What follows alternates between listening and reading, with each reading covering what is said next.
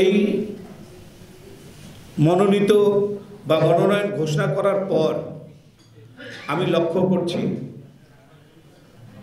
কিছু সোশ্যাল মিডিয়ায় কিছু মানুষ আমার সম্পর্কে বিভিন্ন বিভ্রান্তিমূলক কথাবার্তা প্রচারণা করছে। অত্যন্ত দুঃখের বিষয় যে এই 5ই আগস্টের পরে আমার মনে হয় প্রায় 18 মাস অতিবাহিত হয়েছে। এই 18 মাসে রংপুরের কোনো মানুষ, সাধারণ মানুষ, আমার বিশ্বাস যে আমার সম্পর্কে কোনো নেগেটিভ ধারণা পোষণ করে নাই, বা আমি 5 তারিখের আগে হোক আর পরেই হোক আমি কোনো সামাজিক অপরাধের সাথে জড়িত ছিলাম না, জড়িত নাই, ইনশাল্লাহ ভবিষ্যতেও আমি জড়িত থাকব না। আজকে এই সামাজিক যোগাযোগ মাধ্যমে যেগুলো কথা লেখা হচ্ছে এগুলো আসলে অত্যন্ত অপমানজনক, এবং আমি মনে করি যেগুলো গর্হিত কাজ যারা করছেন আমি তাদেরকে এই সব কর্মকাণ্ড থেকে বিরত থাকার জন্য আমি আপনাদের মাধ্যমে অনুরোধ করছি, আহ্বান জানাচ্ছি। আপনারা দেখেছেন গতকাল ফেসবুকে আপনাদের একজন সাবেক সাংবাদিক, বর্তমানে কোনো কাগজের সাথে ইনভলভ আছে কি না আমি জানি না, তিনি সকালবেলা হঠাৎ একটা নিউজ করে দিলেন, হঠাৎ একটা স্ট্যাটাস দিলেন যে রংপুরের মনোনয়ন পরিবর্তন হয়ে গেছে। এই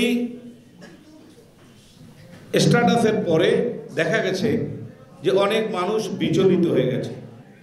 অনেক মানুষের কিছু মানুষ আছে আমাদের সমাজে যারা অনেক নরম সরম, একটু কোনো কিছু চিন্তা করে না, বুঝে শুনে বলে না, বুঝে শুনে ভাবে না যে কোন নিউজটা সঠিক আর কোন নিউজটা ব্যাঠিক বা ভুল। তো এখানে তিনি স্ট্যাটাস ছেড়ে দিলেন যে কি নমিনেশন পরিবর্তন হয়ে গেছে। আপনাদের কাছে আমার জিজ্ঞাসা যে উনি আমার কোনো রাজনৈতিক, আমার দলের কোনো সহকর্মী নন বা রাজনৈতিক কর্মী নন, উনি অন্য একটা রাজনৈতিক দলের সদস্য ছিলেন, একটা রাজনৈতিক দলের আদর্শ লালন পালন করেছেন, এবং আমি তাকে ছাত্র জীবন থেকেই চিনি। সে আমার সাথে, আমি যে স্কুলে ছাত্র ছিলাম সে ওই স্কুলেরও পরবর্তীতে আমার জুনিয়র ছাত্র ছিল, আমার অনেক পরে সে ওখান থেকে ম্যাট্রিক পাস করেছে আমার ধারণা। আজকে এই সব বিভ্রান্তিমূলক লেখালেখি, উনি যদি সাংবাদিক হিসেবে লেখেন সেটা আলাদা কথা, কিন্তু উনি এই মানুষের ব্যক্তিগত বিষয় নিয়ে, অন্যের ব্যক্তিগত বিষয় নিয়ে আজে বাজে কথা লিখবেন, এটা কতটুকু গ্রহণযোগ্য এটা আপনারা বিচার করবেন, আপনাদের উপর আমি ছেড়ে দিলাম। প্রিয় সাংবাদিকবৃন্দ, এরই মধ্যে এই মনোনয়ন ঘোষণার পরে আমি লক্ষ্য করছি আমাদের দলেরও কিছু ভাই যারা বিএনপির ভারপ্রাপ্ত চেয়ারম্যান জনাব তারেক রহমানের সিদ্ধান্তকে উপেক্ষিত করে কিছু জায়গায় কিছু কথাবার্তা বলছে। আমি তাদেরকে অনুরোধ করি যে আমরা দীর্ঘদিন ধরে এই আদর্শকে লালন পালন করে আসছি। আমরা যারা জাতীয়তাবাদী দল করি, আমাদের নেতা, আমরা যার আদর্শে বিশ্বাস করি, শহীদ রাষ্ট্রপতি জিয়াউর রহমান, আমরা আমাদের নেত্রী খালেদা জিয়া, আমাদের নেতা তারেক রহমান, আমরা তাদের আদর্শ লালন পালন ধারণ করি। আমি মনে করি যে তাদের যে নির্দেশনা, তারেক রহমানের যে নির্দেশনা, এটাকে ফলো করাটাই হচ্ছে আমার কাজ, আমার দায়িত্ব। আমাকে সেটাকে পালন করে সেই দায়িত্বটা সামনের দিকে যাতে আমি আমার কাজের মাধ্যমে এগিয়ে নিয়ে যেতে পারি, এইটা আমি মনে করি যে এইটা আমরা যারা বিএনপি করি তাদের সবারই দায়িত্বের মধ্যে পড়ে। আজকে এই সাংবাদিক ভাইদের মাধ্যমে আমি বলতে চাই, যারা এখনও আমরা তারেক রহমানের এই নির্দেশনাকে ফলো করছি না, আমি তাদেরকে অনুরোধ করছি, আমরা দীর্ঘদিন ধরে ফ্যাসিস্টের বিরুদ্ধে আন্দোলন করেছি। আমরা দীর্ঘদিন ধরে সব ভাইরা এক একজন এক এক সময় আমরা জেলে ছিলাম, সবাই আমরা একসাথে বিভিন্ন সময়ে আমরা দলের কাজ করেছি। আজকে আমি সেই ভাইদেরকে অনুরোধ করব, আসেন আমরা সবাই মিলি শহীদ রাষ্ট্রপতি জিয়াউর রহমানের আদর্শে যারা উদ্বুদ্ধ, আমরা সবাই মিলি তারেক রহমানের নির্দেশকে মেনে আমরা ধানের শীষের পক্ষে কাজ করি। এবং আমি যে ভাইয়েরা এখনও আমাদের ধানের শীষের পক্ষে কাজ করছেন না, আমি তাদেরকে অনুরোধ করব, আসেন আমরা ঐক্যবদ্ধভাবে এই রংপুরের মানুষের দীর্ঘদিনের যে প্রত্যাশা রংপুরের উন্নয়ন, সেই উন্নয়নকে ত্বরান্বিত করার জন্য আমরা যেন কাজ করি। প্রিয় সাংবাদিক ভাইরা, আসলে আমরা সবাই জানি যে রংপুর এই আসন এবং রংপুর দীর্ঘদিন ধরে উন্নয়ন থেকে বঞ্চিত। 42 আমার হিসাবে প্রায় 42 বছর ধরে একটা দল, একটা পরিবার এই রংপুরকে শাসন করে চলছে। রংপুরের মানুষের সাথে প্রতারণা করে বিভিন্ন সময়ে ভোট নিয়েছে এবং সেই ভোটের পরে জনগণের যে উন্নয়ন, জনগণের ভাগ্যের পরিবর্তনের জন্য যেসব কাজ করা দরকার, রংপুরের যে বেকারত্ব, তরুণরা যেভাবে আজকে শিক্ষিত যুবক এবং যারা অশিক্ষিত যুবক, তারা আমার মনে হয় রংপুরে প্রায় বেকার হয়ে পড়েছে। অনেকেই পেটের ক্ষুধায় ঢাকায় গিয়ে গার্মেন্টসে অথবা রিক্সা চালাচ্ছে। শিক্ষিত অনেক যুবকও এরকম আছে। আমরা যারা রাজনৈতিক দলের নেতৃত্ব দেই, আমাদের প্রধান কাজ আমি মনে করি যে জনগণের সেবা করা, জনগণের ভাগ্যের পরিবর্তনের জন্য কাজ করা। এখানে যারা ইতিপূর্বে এমপি হয়েছেন, যারা মন্ত্রী হয়েছেন, তারা সেই সব না করে ভোট করে চলে গেছেন, কিন্তু এখানে মানুষের যে নিত্য দিনের যে সমস্যা, এই সব সমস্যা সমাধানের জন্য তারা কোনো পদক্ষেপ গ্রহণ করেন নাই। প্রিয় বন্ধুরা, আপনারা এটাও জানেন যে বিগত সরকারের সময়ে, গত এই সরকারের সময় যে জুনে বাজেট ঘোষণা হয়েছিল, এই রংপুরের সিটি কর্পোরেশনে 1 টাকাও বরাদ্দ দেওয়া হয়নি, বরঞ্চ অন্যান্য সিটি কর্পোরেশনে 1000, 2000, 4000, 5000, 10,000 কোটি টাকা পর্যন্ত বরাদ্দ দেওয়া হয়েছে। শুধুমাত্র রংপুর বেগম রোকেয়া ইউনিভার্সিটিকে 1 লক্ষ টাকা বরাদ্দ দেওয়া হয়েছিল।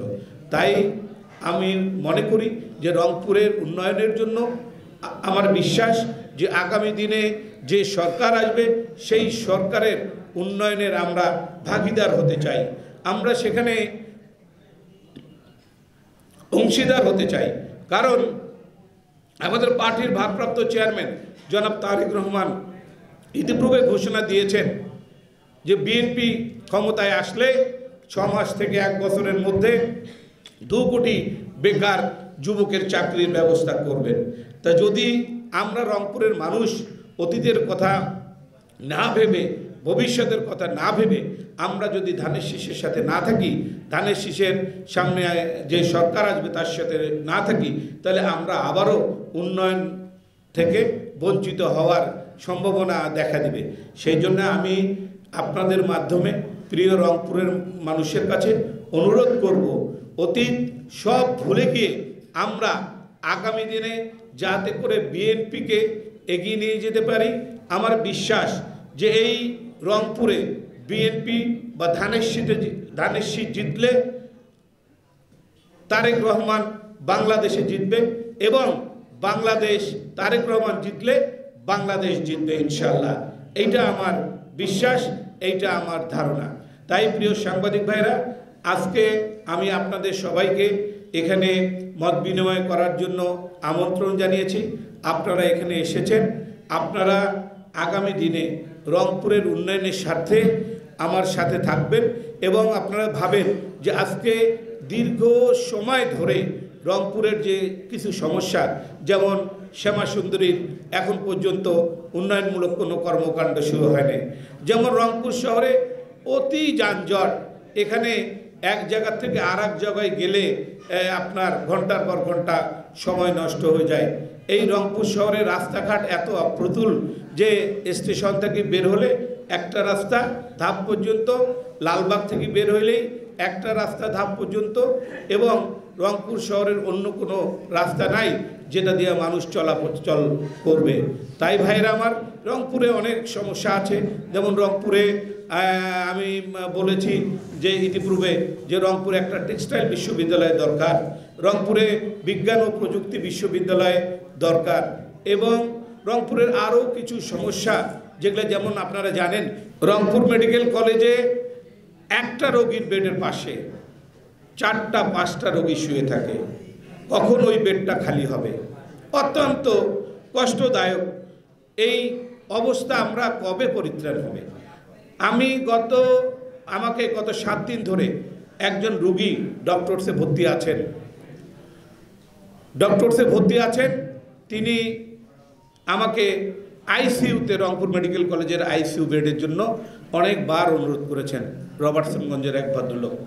কিন্তু আমি চিন্তা করি যে আমি যখন এনাকে কোনোভাবেই ওই আইসিইউর ব্যবস্থা করে দেবো একটা বেডের, তার আগে তো ওখানে 10 জন শুয়ে আছেন, বেডের জন্য 10 জন শুয়ে আছেন। তা সবাই কিন্তু মৃত্যু পথে যাত্রী, আমি কার জন্য সুপারিশ করব? তা প্রিয় ভাইরা আমার, আমি অনুরোধ করব, রংপুরের সার্বিক উন্নয়নের কথা চিন্তা করে আপনারা ধানের শীষের প্রার্থী মানে আমি শামসুজ্জামান শামু, আমাকে আপনারা সহযোগিতা করবেন, আমাকে পরামর্শ দিবেন, আমার পাশে থাকবেন, আমাকে সাথে নিয়ে থাকবেন, এবং ধানের শীষের প্রতীক যাতে রংপুরে বিজয় হয়ে বাংলাদেশে, যেহেতু বিএনপি সরকার ইনশাআল্লাহ প্রতিষ্ঠিত হবে, সেহেতু সরকারের অংশ যাতে আমি রংপুরের ভাগ বা রংপুরের যে দীর্ঘদিনের যে বৈষম্য, এই বৈষম্য থেকে আমি রংপুরকে মুক্ত করতে পারি। কারণ আপনারা সবাই জানেন, এটা নতুন কথা নয়, আবু সাঈদ আমাদের শহীদ হওয়ার পরে, জীবন দেওয়ার পরে বাংলাদেশে কিন্তু ফ্যাসিস্ট মুক্ত আন্দোলন সেটা কিন্তু অনেক সহজেই এবং তাড়াতাড়ি এই আন্দোলনটা সারা বাংলাদেশে ছড়িয়ে পড়েছে। এবং তারপর থেকে বাংলাদেশে আপনি জানেন যে আমাদের বাংলাদেশ সহ রংপুরেও 4-5 জন আমাদের ভাই শহীদ হয়েছে। তারপরেও রংপুরে আমরা কোনো উপদেষ্টা পাই নাই, আমাদের কোনো উপদেষ্টা নাই।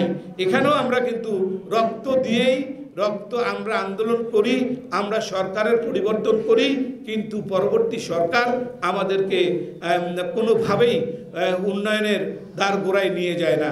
কারণ আপনারা জানেন যে বর্তমান প্রধান উপদেষ্টা উনি বলেছিলেন, রংপুর বেগম রোকেয়া এসে উনি বলেছিলেন যে এবার রংপুর অনেক উন্নত জেলা হবে, রংপুরের অনেক কাজ করবেন। কিন্তু দুঃখের বিষয়, রংপুরে কিন্তু একজন উপদেষ্টাও নেন নাই, এখন পর্যন্ত রংপুরের উল্লেখযোগ্য কোনো কাজ হয় নাই। তাই প্রিয় ভাইরা, আমি আর দীর্ঘ সময় আপনাদের নষ্ট করতে চাই না। আমি আর একটা কথা বলতে চাই যে আমার যে প্রিয় বন্ধুরা, আমার যে প্রিয় সহকর্মীরা, আমার যে প্রিয় ছোট ভাইয়েরা বা আমাদের অঙ্গ দলের বিভিন্ন দলের যারা এখনও ধানের শীষের পক্ষে কাজে নামেন নাই, মাঠে নামেননি, আমি তাদের সবাইকে আমার সাথে আসার জন্য এবং তারেক রহমানের নির্দেশ মানার জন্য সবিনয় অনুরোধ করছি। এবং সবাই মিলে ঐক্যবদ্ধভাবে এই রংপুরের চিত্র আমরা পাল্টিয়ে দিতে চাই। আমরা রংপুরের মানুষের ভাগ্যের পরিবর্তন করতে চাই। এই আশা রেখে আমি আমার বক্তব্য এখানেই শেষ করছি। খোদা হাফেজ। বাংলাদেশ জিন্দাবাদ। জনাব তারেক রহমান জিন্দাবাদ।